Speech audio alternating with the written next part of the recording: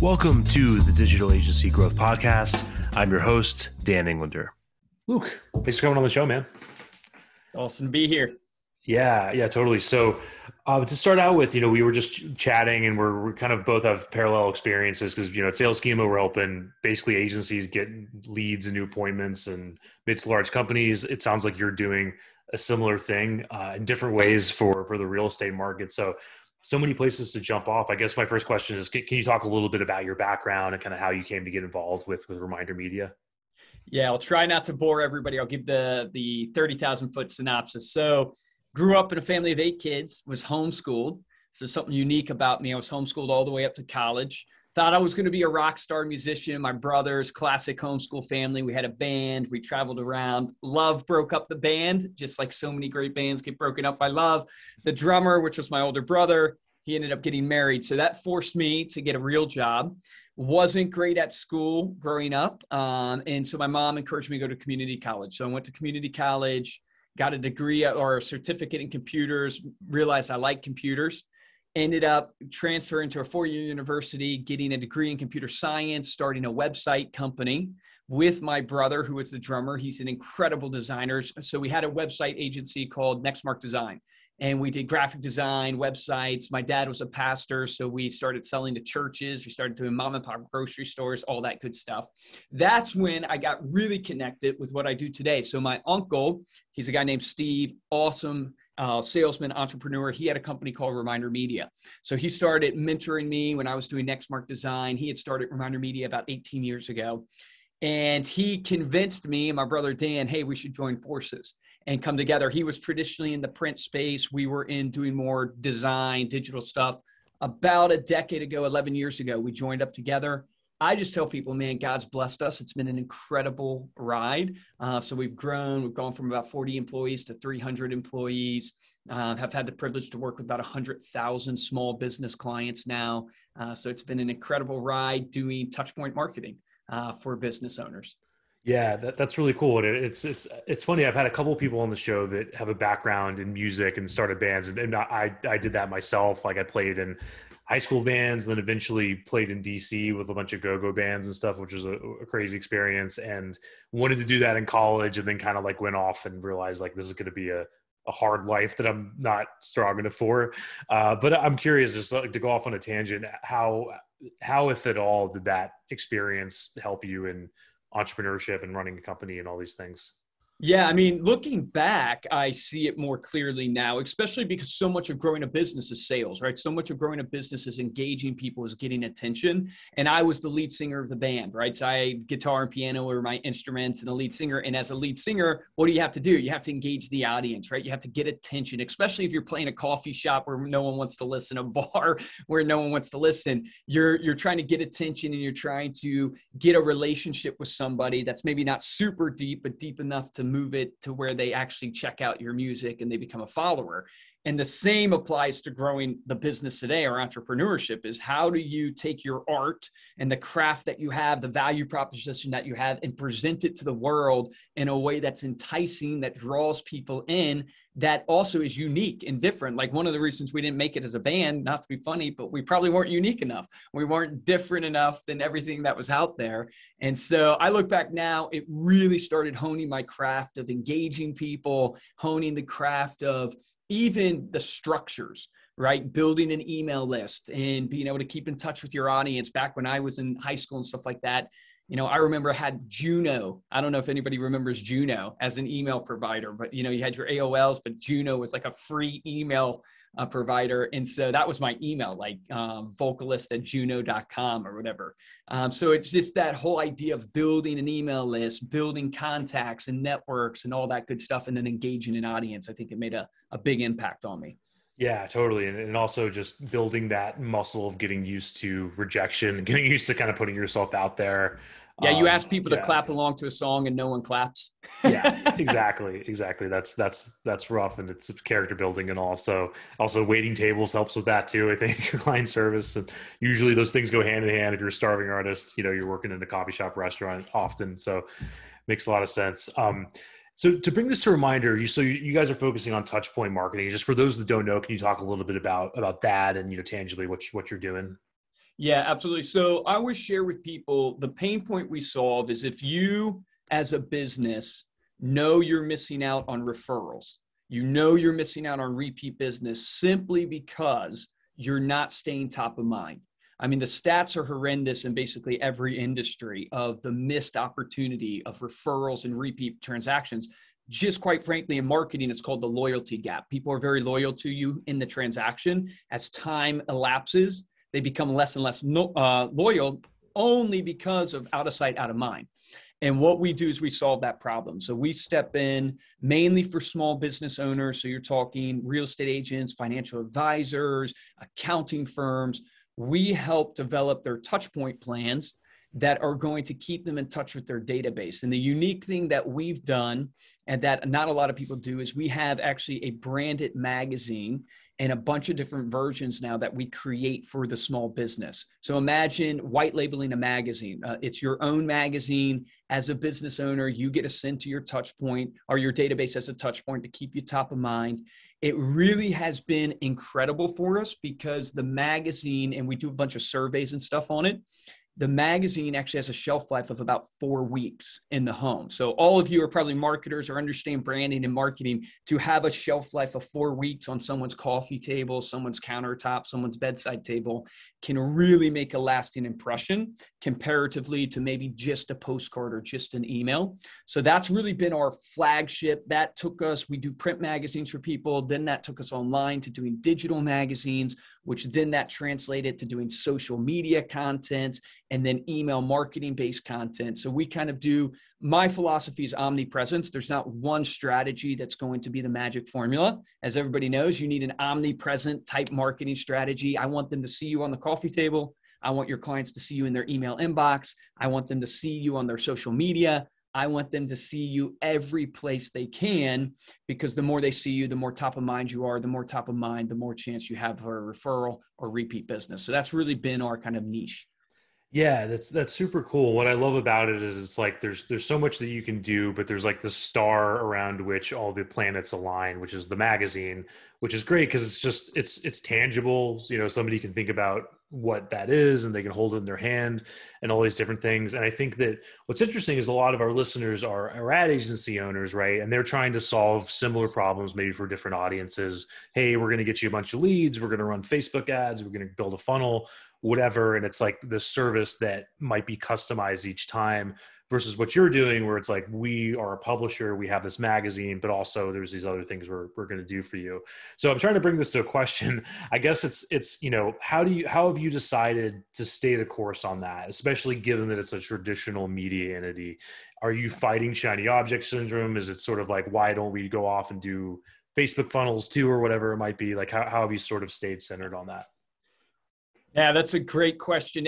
You know, the number one question I always get from like peers and other business owners, how are you in the print space when print is dying? It's been really interesting, especially over this COVID era that we're in, is we are seeing a rise, right? And not in just print in general. I would say low quality print is dying. I would say high quality print, value driven print is on the rise. So think about like a personal letter.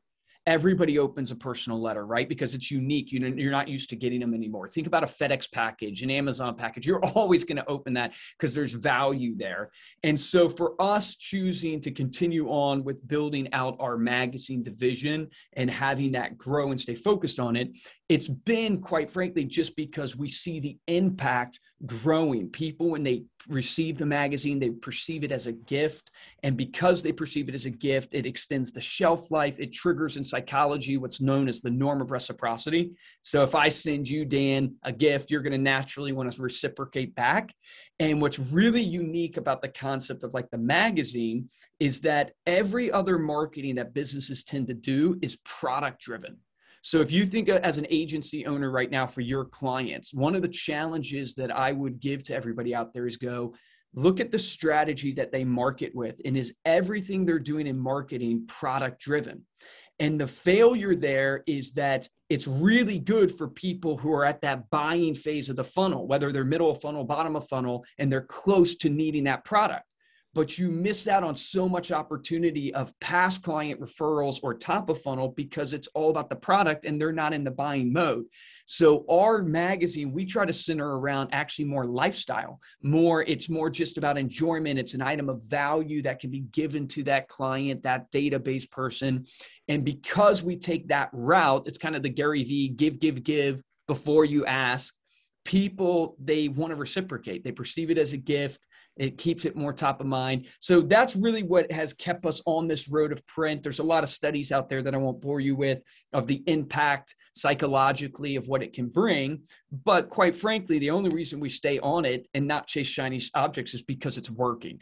Our mission of our company, like the vision is to empower entrepreneurs to live a life of freedom. That's how we want to see the world. Our mission tactically every single day is to help you close more deals and retain more business. So everything I do every single day is going, is this helping clients close more deals and retain more business? If a pin becomes the secret to doing that, sending a pin from a real estate agent to a client, and that's what's going to be the secret, then we're going to be in the pin business. But the magazine is really just still proven to be successful from a shelf life and referral rates and branding standpoint. Yeah, that makes a lot of sense. And I like to hear that sort of experience because it gels with us and it makes me think I'm not crazy, which is always good. And with that, a lot of what we're doing is the same thing when we're trying to get meetings for our clients, like with email, whatever, trying to get an agency to open a door with a big company, Coca-Cola, whatever it might be. Every single piece of outreach has to look like it was written specifically for that person and they can't think they were on the list. And has to be unique. Exactly. So, and it sounds like that's something that's going on across the board. And my hypothesis for that is that there's so much competition for attention writ large that the bar is just higher. So for us, like tangibly, what that's meant has been smaller lists, more targeting, all those things. So I guess that's kind of my next question is, how have you seen your processes change over the years for your clients? Was it more spray and pray and it's gotten more targeted, or how have you seen things shift? Well, I think like all of us, we're seeing a huge shift because of data and the easily accessible data that's out there now to be able to become more targeted. So it's definitely made a shift, like you're saying, from just, spray and pray to more targeted, being able to use, like I'll give an example for our real estate clients. We now partner with the leading data providers out there and do an algorithm to try to predict who's most likely to move in the next 6 months based upon correlations and data, right? So if you have a kid recently, my wife, Megan, and I just had our first little girl. So let's imagine, right? That's public record. And you can look at my property data and you can go, oh, Luke lives in a 1-bedroom apartment. He's probably going to want to move soon because he just had his first little girl. They're going to outgrow this 1-bedroom. And so there's correlations. Now I'm oversimplifying here. The data people would probably kill me listening to me talk about it, but I'm oversimplifying the correlations that you can get in data to help you target market. So we're adding that to print, right? So we're analyzing mailing lists and going, hey, look, here are the correlations in the data for someone that will be a ideal client customer for you. And we're utilizing that for our print that's going out. That's one shift that we've seen. But I will share with you, there's a framework, as I'm sure you have the same experience. I look back on my years of doing this now and working with tens of thousands of clients. And I've tried to really compile and go, what is the secret? Like, what are the elements that a marketing campaign must have to be successful? And what I ended up doing was boiling it down into an acronym. Acronyms are corny, but they're easily digestible. And I would encourage everyone that your marketing campaign, here's what I have found. It must have these 3 elements to be successful. And I call it FIT. FIT. So kind of to make it memorable, if your marketing's out of shape, if it's not producing, you got to get it from out of shape to fit. You got to get it actually successful. So what does FIT stand for? Frequency, impact, and trust. The key really from a marketing standpoint for what we do with our clients is you need to have a marketing campaign that's frequent. And that frequency I chose specifically because it's not only frequency of delivery. We all know as agency owners, you got the rule of 7 in marketing. You want to be in front of somebody 7 different times for your brand to be memorable in a short period of time. So you have the frequency of communication that you need, but you also, frequency stands for the different channels of communication. So just like a radio station has frequency, Dan, like what's your favorite music? Like, what do you listen to? Lately, I've been on a surf rock kick lately. Surf rock. So, right. So if I want to listen to surf rock, it's going to be a different radio station in the country, right? Sure. And you've got to find the challenge for every business owner out there, whether you're an agency owner or you're helping Coca-Cola reach their clients. What's the frequency channel that client wants to communicate on? And that's key. Maybe it's print, maybe it's text, maybe it's social media, maybe it's email. What is that frequency level? And so you need to have frequency in your communication. You need to be on every channel that you can actually commit to. The I in it stands for impact. Impact is really the key. I always tell people, if you're taking notes on marketing, impact is the one you underline multiple times. And what I have found with impact is, how do you create impact on a marketing or from a marketing standpoint? There's two ways I think you do it. One is you do it through quality. The other is you do it through personalization. So quality, right? When you've received something of value, something of quality, it actually makes you pay attention, right? This is why if you get the handwritten note, it's more valuable, right? Or if you get a magazine, it's more valuable than just a jumbo flyer or something like that. The personalization is really the key to get attention. I forget if it was Gary Vee or whoever talked about this, but basically said, look, if you buy a car today and you watch a car commercial tomorrow, you're tuning out. Why? Not because that car commercial was bad. It could be the greatest car commercial in the world, but it's not relevant. It's not personalized to you. You have no need for it. So you, as a marketing leader, you have to make your content as relevant and as possible, as personalized as possible. The hack I teach people to do is the Ford methodology. I don't know if have you ever heard of Ford before? The car company, I've heard of Ford, yeah. Okay, you've heard of Ford, the actual car, but the methodology is family, occupation, recreation, dreams. So if you have a CRM right now and you have a list of core clients, so maybe Dan, you're one of my core clients in my CRM. I want to look and go, do I know the Ford methodology on Dan? Do I know about his family? Do I know about his occupation? Do I know about his recreation? Do I know about his dreams? I probably won't know every pillar. But if I'm trying to make real impact, build a relationship with Dan, do business with Dan, I guarantee you the closer I get to knowing all of those 4 pillars, the closer I get to doing business with them, the more impactful my marketing is going to be. And just think about this. Now that I know, Dan, you like surf rock, right? If I see a new song come out on surf rock, if I, from a surf rock band, or if I see an article that's talking about surf rock, what could I do? I could pull out my phone real quick as a salesperson, text you, DM you on Instagram, hit you on LinkedIn. Hey, Dan, was thinking about you today, man. Just heard this great song that I know you're into surf rock, man. Thought you might enjoy it. Anyways, hope you're doing well.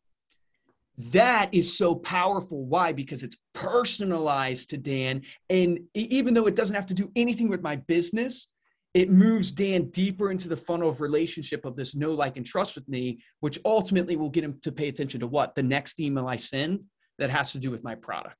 And that's why impact is so key. And then I know I'm talking a lot, but I'll wrap up with the T, which is trust. People, you can be frequent with people, but it's not enough, because you can be frequent with junk. They won't pay attention. You have to be frequent with impact. But if you're just frequent with impact, you're going to get a lot of best friends. You're not going to get a business person, or you're not going to get someone who's going to do a business transaction with you. You have to add in the trust variable. And the trust variable for me stands for the subject matter expert. So you're with Sales Schema, right, Dan? Right. And what you guys do is you're doing prospecting for agencies and stuff. You want to be known as the subject matter expert in that industry, in that area. You want every agency owner, when they wake up today and they go, I need more business, I need to prospect more, you want them to think of Dan in Sales Schema. You want them to think, man, Sales Schema has the answer for me on prospecting. So you need to put in your marketing ways to brand you as the subject matter expert. That's one of the reasons why our magazine does so well, is because it gives you ability to brand yourself as a credible authority on your topic, right? It's the same thing we're doing here on the podcast, actually. So your podcast, I don't know how often it comes out, but I'm sure it comes out frequently. Weekly. Yeah, weekly. It's frequency, right? I'm sure that it's impactful to the people listening to it because it's tailored content to where they're at, agency owners, and bringing stuff to them. And then at the same time, it's doing what? It's building trust with your audience that Dan in Sales Schema is a leader in marketing and a leader in prospecting and a leader to where people will start trusting you. And when that framework comes together, where you're accomplishing fit, frequency, impact, and trust, that's when I find that people buy. Yeah, I think all this stuff is so useful, and I can't believe I haven't heard of Ford. And where my head goes is, why not make that part of our account management process? Get AMs Correct. to find out, hey, you need to check these boxes on the call, through small talk or through something else, because Yep. it's gonna be useful. So we'll make sure to get that mentioned in the show notes, because that stuff's super helpful. And one thing that I've really enjoyed kind of listening to the last few episodes of your podcast, of Stay Paid, to plug that a little, is that you're centering on real estate sales, which is such an interesting place, because there's so much history around the techniques and the history of real estate sales, because it's like the biggest single purchase that consumers will probably ever make, maybe alongside college or healthcare or something. And there's just so much, there's such a depth of knowledge there, and there's like, just listening to these episodes, there are all these acronyms and all these interesting terms I'd never heard before that were just like central to the real estate space. And I've had some friends in that world, and it's interesting to learn about that. So to kind of bring this to what we're up against, and I think a lot of our listeners and clients deal with, it's sort of taking these underlying practices that work on anyone, because we all have the same wiring, and bringing them, kind of like developing slightly different nuances for like the B2B space. So I guess my question is, what have you learned from your clients that are selling to consumers that you've brought to selling to them, right? Like, what are the things that you can bring to B2B, and versus what are the things you have to kind of leave at the door, if that makes sense? Yeah, no, it's a great question. It is true. It's like, I think relationships are the currency that drives business. So that's a fundamental principle, whether you're a sales schema, reminder media, real estate agent, financial advisor. It's all about, how do I build strong relationships? I forget if it was Zig Ziglar that did the know, like, and trust, that's overused, that everybody knows about. The things that we have realized that what our agents and our clients need to do, the same thing we need to do. And I think it's even bigger today, is you have to reach your clients in some form of authority-based marketing, i.e. meaning what we sell to our clients is the ability to stay in touch with their database and their community and brand themselves as the credible authority. We have to do that same thing to our clients. Like, we have to, just like you're not going to use an agent that doesn't know your market. In fact, the National Association of Realtors says that's one of the number one reasons you choose to work with an agent, is their expertise on the market that you live in. So a real estate agent needs to showcase that expertise. Well, the same applies for us as a agency ourselves, right? As a marketing company ourselves, how do we reach real estate agents? It's the reason why I do Stay Paid, right? Stay Paid podcast, because I want to show to real estate agents and other business owners, hey, I'm an expert when it comes to marketing. I'm an expert when it comes to touchpoint marketing, relationship marketing. And that the struggle has been for me is, anytime you do content marketing, if I'm putting it into the category that it is, it's a long-term game. It's a brand building game. It's not an instant gratification game. I don't know if you've experienced the same thing. So it's easy to want to give up. I mean, I've been at Stay Paid for 3.5 years. And the first episodes, I mean, maybe it was my mom and my friends listening, no one else listening. And it took years and years consistently putting out an episode, 2 episodes a week, and no one listening. But eventually it got traction. Eventually, and now the dividends are really starting to pay off in this content marketing. And the same goes with our blog. The same goes with the Instagram posts that I'm putting out, or the Facebook content I'm putting out, or the email newsletter I'm putting out. And we have to teach our clients that, hey, if you want to just send out one magazine and expect listings to rain from the sky, that is not going to happen. But if you stay consistent in your content marketing over the years, what you're going to find is you're going to build a business that attracts. And we all wake up and have to build a business that grinds and pounds the phone and gets out there and hustles. But eventually we want to build a business that attracts. And that's from building a brand. Yeah, that makes a lot of sense. And same experience here. I think it took us maybe like 1.5 years, 2 years, and then just like crickets. And then we started hearing, hey, I heard you on the podcast, thought I'd reach out, kind of thing. So it takes time. And with that, I'd love to just learn a little bit about your sales process at Yep. React. A reminder, sorry, I misspoke. So once somebody's heard your podcast, they come stumbling through the doors. Hey, I thought I'd reach out, see what this is about. What happens next? Yep. So it depends what avenue you come. So if you come through one of our content channels, right, you'll probably be requesting a sample. So our whole goal is to drive you to request info from us. That info usually is a sample of our magazine that you're requesting. You want to see a physical sample or get a PDF emailed to you. Once that gets triggered, that obviously is going through our system. We use Marketo on our back end, just so people know. So we use Marketo to kind of trigger all of our events. That's going to go to one of our sales reps. Goal is to get on the phone with them as fast as possible. Quite frankly, we're terrible at it. I know all the research shows you should be within 5 minutes. I think we're within maybe 12 hours is where we're at of getting on the phone with somebody, but we'll get on the phone with them. We'll place a call to them. It usually takes at least 9 calls on average to close a deal on our end. So we're trying to track those numbers. I have about 150 reps on the phones, and they'll call that real estate agent, the financial advisor, that business owner. The goal on that call is really a one-call close mentality. Because we are a lower ticket item. So they will reach out, they'll get that person on the phone. It's usually a 30-minute call where they will walk them through a demo of what we offer with the magazine, do a discovery phase before they get into the product. At that point, they'll ask for the order. If they don't get the order, that will then obviously translate to a drip marketing sequence where they'll do some follow-up. There's some emails that get triggered to them. We find that it's about 9 calls to close a deal.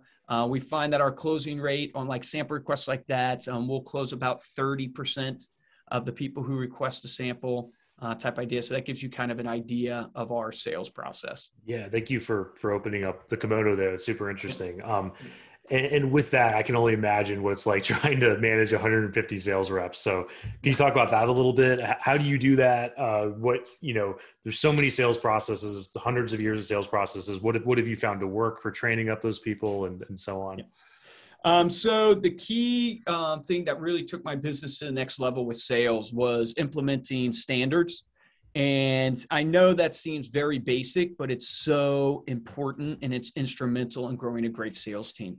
And what I mean by standards is everybody has KPIs and minimum requirements. So my sales reps are going to be on the phone a minimum of 4 hours a day or 200 dials or 4 new accounts added. Like you're going to hit one of those things, or you're going to end up going on a performance improvement plan. What I found was giving that level of standard and holding that ground actually gave freedom to the sales rep. At first, people feel like, oh, you're forcing me, you're micromanaging me, all that stuff you're going to hear from people on a team. But in the end, what happened was in holding to that standards and that belief that this is going to take us to the next level, it freed people because now they knew what they had to do to be successful.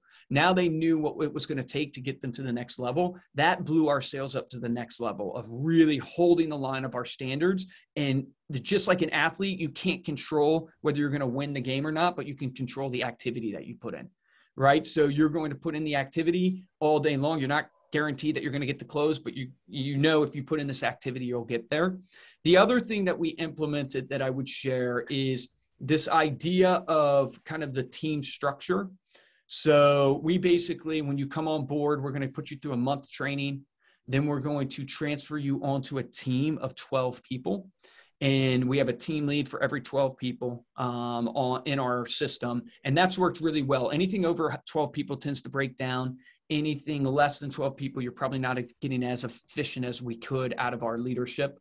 So we have found that like 12 people is the right team size for us. I'm not sure about you guys and your models, but for us, that was instrumental in building that out. So those are some of the things that we did. And then of course, ongoing training is key, like ongoing role playing, morning huddles, every day. Every team has a morning huddle. Those things were really key as well. Yeah, I think some things are different, but there's also lots of takeaways, I think, for our audience. There's stuff that I love in there. The 12-person team, it sounds like you kind of came upon that organically, but I've heard that phrase I forgot who it was. It was some tech giant. Maybe it was like Bezos was talking about I forgot what it was, the 2 pizza rule, right? Where it's like the team should be able to get fed on two boxes of pizza. I love that. I hadn't heard that before, but that's great. I might be butchering that, but it's something like that. And I also love, the idea of ongoing training. It's amazing how many people that we talk to that are going after very big deal sizes where like a small percentage in close rate, like single digit improvements can mean like millions in lifetime revenue. Mm-hmm. And we're like, have you gone through formal sales training? No. Do you have anyone looking at what you're doing, coaching you, listening to calls? No. And it's like, well, how do you think improvement's going to happen? So that's so important. One thing that I'm interested in is you're selling to, a very, let's say like sales experienced cohort, right? Real estate people eat and breathe sales all day. There's the classic, you can't shit a shitter kind of thing. What have you learned from that? How are your salespeople adjusting to selling? Like, what are the sorts of things that come up? Are people like, hey, I know what you're doing right now? Or like, Yeah. how does that play out? Yeah. Yeah. I mean, our type of selling has to be very, very direct. Like a lot of salespeople, but I think this is a good sales principle. Stop beating around the bush. Stop feeling like you're going to somehow secretly convince this person to buy from you. Like, so for me, what I train and I'm a firm believer in is like, I want to state the intention when I get on the call. Like I want them to know I am trying to sell you. I do want you to buy from me. I do want you to be a client. And I find that being that direct, oh man, it just alleviates so much weird pressure and politicalness and all this stuff because they know, hey, Luke's here because he wants to earn me as a client. Luke's here and talking to me because he wants me to buy from him. And that's fair. And he wants to present to me his best value proposition of why I should work with him and not every other company that's out there. And I find with salespeople that really resonates. They don't waste my time. Don't give me the fluff. Just really just get to the point. Tell me what your value proposition is. Be passionate about it. That's really worked for us selling to salespeople is just being very, very direct and upfront. And then joking with them and saying, hey, let me give you my best elevator pitch. That always wins a salesperson over. It's like, hey, let me give you my best 15-second elevator pitch, which always turns into 6 minutes type idea. I love that. That's great. I think that's probably more transferable than people want to give it credit for, regardless of what area you're in. And with that, can you talk a bit about how you hire? How are you finding salespeople? What qualities are you looking for? Part of that's selfish because we're in the middle of we're about to start a hiring round for salespeople. So we're thinking about it. Love it. Yeah. It's such a tricky thing to hire salespeople. So full transparency, like we're not masters at it, but here's a couple of revolutionary things for us is we started implementing what's called the PI. It's basically a personality test. So if you've ever taken like a DISC assessment or something like that, the predictive index, the PI is really awesome because it takes like 5 minutes for someone to do. And it's pretty spot on of what their personality is. And we have every applicant take that. So every applicant takes a personality test. We have found there's basically 4 personalities that do well inside our sales team. And we found that because we have every sales rep take the personality test. So we have a lot of data on it and we can see our closers and we can see the people who make it and don't. And we find, wow, if you're one of these 4 personalities, you have a high chance of making it. So that's one revolutionary thing we do. What that speaks to in the personality, and this is pretty basic, but maybe you guys will appreciate it, is we find for us, it's high extroversion that does well. It's dominance that does well. Your extroversion needs to be over your dominance. So you can't be, the better sales reps tend to be more, like when I say extroverted, I mean more socially, like they care about the person. They want to make the person feel good. They're bringing everybody in. Their dominance though needs to be right behind it. Like I need to get this deal done. I'm going to direct. We find actually for our sale, this might not be every sale, but for our sale, having a lack of patience is good because our sale is more fast paced. We're not, whining and dining someone for 3 months. So a lack of patience is good because it creates urgency. And so those are some of the characteristics personality wise. The other thing we've been doing that's been revolutionary for us is, I'm a salesperson at heart, but I want to be driven by data, not my emotions. So we've implemented a methodology of recruiting where, we basically sat down in a room with all of our key people and said, what makes an incredible sales rep? Like, what is the idea of you could hire the ideal person right now? What are the characters they would have? We then wrote those down, agreed on them, went back and forth and said, yep, this matches even our best sales reps today. We then made questions that basically tried to ID those characteristics. So question sets that went along with the characteristic we wanted. Then from there, we have a scoring system and we score people based upon how they answer the question. And the goal here is to be able to look back over time and go, wow, pull me every candidate that's ever made it with Reminder Media on our sales floor. What was the score they had? And what was the score they had at the different subsets of characteristics that we want?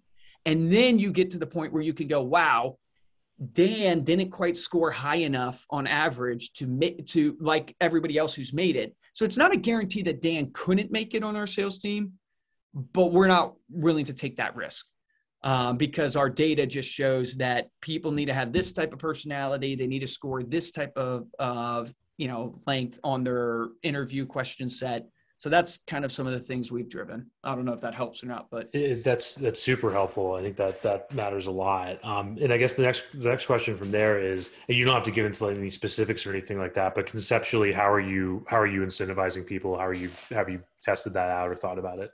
Yeah. So I'm a firm believer in low bases, high commissions, no caps. So I think if you give too high of a base, you're incentivizing mediocrity. So I think people, great salespeople won't care about the base. They care about what the upside is because they are hunters. They believe they're competitive. They believe in themselves, can get out there. So, low bases, high commissions, no cap. I believe you need to align them to the company's goal. So for our company specifically, how we do that is a revenue bonus. So you get paid for every deal, but you get a big bonus based upon the revenue you've brought in for the organization. And it's cumulative revenue for all your accounts forever you've been with us. So I have reps that have been with me, 8 years, 9 years. They've brought in millions and millions in recurring revenue, right? And so they get bonus. So it aligns them to want to grow with the organization, want the organization to grow, also aligns them to the retention and the best interest of the client. Because a client's not going to stay with us and continue to pay us if they're not truly sold the right way, if they're not really getting return. So I think it's like a low base incentive when the deal's closed, but an aligning factor that has to tie them to the vision of the organization. Yeah. And are they typically involved with the client once they're in the door, or is there a separate account management team? Yeah, not in our model. Our model, we have an account management team. Yeah. And just to keep digging, if you don't mind, because we're doing the same thing with our account managers. Do they have a separate incentive structure, when people retain longer, and how does that work? They have a separate one that's based upon, again, same idea, right? It's, they might have a little higher base on the account management side because you don't want your account managers to be too aggressive, right? It's going to be a little bit more relationship, at least for us. And so they have a little higher base, but they still have the incentive of the deal being closed. So what's the deal? The deal is, and on our side, we call it an approved account. So it's one thing for people to sign up for this. It's another for people to actually use it. That's a big problem in business. People sign up for things and they never use them. And so we really incentivize our account managers to make sure the clients are using their products. So they use the magazine and get it sent out. They use the email marketing. They use the social media scheduling and all that stuff. And they get paid off of when those things happen. And then from there, they have incentive based upon retention and stuff like that. Yeah, that makes a lot of sense. And I think those are very useful models for people to play with and kind of slot into their own verticals and stuff. So really appreciate that. And Luke, kind of getting towards the end of the time, I'd love to just hear what are you working on now? What's getting you up in the morning? How are you spending your day to day? So really trying to focus on building the brand from an influencer standpoint. I appreciate the opportunity to be on this podcast, but things like this where getting our name out there more. I'm focusing on that a lot. I would love to connect with everybody on Instagram and just share ideas and thoughts. So if you're listening to this, love to connect with you at Luke Acree. But I'm spending a lot of time trying to connect with people, doing speaking gigs, bringing our brand to the world. Ed Milet, I'm a big fan of him, but he always talks about, you got to be the chief evangelist. Right? If you really believe in your company, what you're doing, you got to be the chief evangelist. So I'm trying to spend a lot of time there. I've spent a lot of time in the operations, trying to grow the business and the processes and stuff. And so I'm trying to take the brand to the world. That is what, I'm working on. Also, what keeps me up at night is probably the same thing that keeps everybody up at night is how do I see around the corner, right? One of the jobs of a leader is to be able to see where things are going. And to see things that haven't evolved yet or haven't happened yet, but align us so in 5 years we can be out in front. And we can be not on the bleeding edge, but on the leading edge for our clients. And so I really obsess one of the things that was revolutionary for me in the last 3 years is I got in and started doing the business of our client's business. So like real estate agents, a huge set of clients for us. I got in, my brother's a real estate agent. I got in with his real estate business and started doing calls like real estate agents do calls, started to deal with clients like real estate agents did, because it gave me a new appreciation at a deeper level. This is what it takes for a real estate agent to be successful. So, taking it, because I'm a marketer by trade, I'm a salesperson by trade. I wasn't a real estate agent by trade or a small business owner by trade. So I wanted to get in. So I've spent a lot of time with clients down at the boots on the ground level of their business. Yeah, that's super interesting. And there's like, it sounds probably sounds intimidating to some people because there's only so many hours in the day, but I guess you're learning a lot from that. And to take that further, can you talk a little bit about, books, like what do you, groups, like where do you go for inspiration and to see around that corner? Yeah. So I think I'm a huge fan of like these thought leadership groups, peer mastermind groups. So I'm part of YPO, which is the Young Presidents Organization. That's an awesome one. I get to meet with other business owners with like businesses, not same industries, but same sizes or bigger type idea. That's a big one that I'm involved in that I encourage people to check out, or Vistage, those type of things. Podcast wise, I already mentioned Ed Milet, huge fan of Ed Milet. I think he's fantastic. Russell Brunson, for all the marketers out there that are into these click funnels and into funnels, I think the guy's brilliant, gives out a lot of good stuff. Story Brand is another great one to listen to from a marketing perspective, podcast wise. Books, I'm all over the place with books. I would encourage people, it depends what you're looking for. So if you're looking for, business books and trying to figure out, hey, if you're looking for, like I mentioned, Story Brand from a podcast, well, that's building a story brand. It came, that's his book, Donald Miller's book. So I'd encourage you, hey, read that book. Good to Great is a great one. How to Win Friends and Influence People. It was revolutionary for me. One that I'm focused on right now is a book called Traction.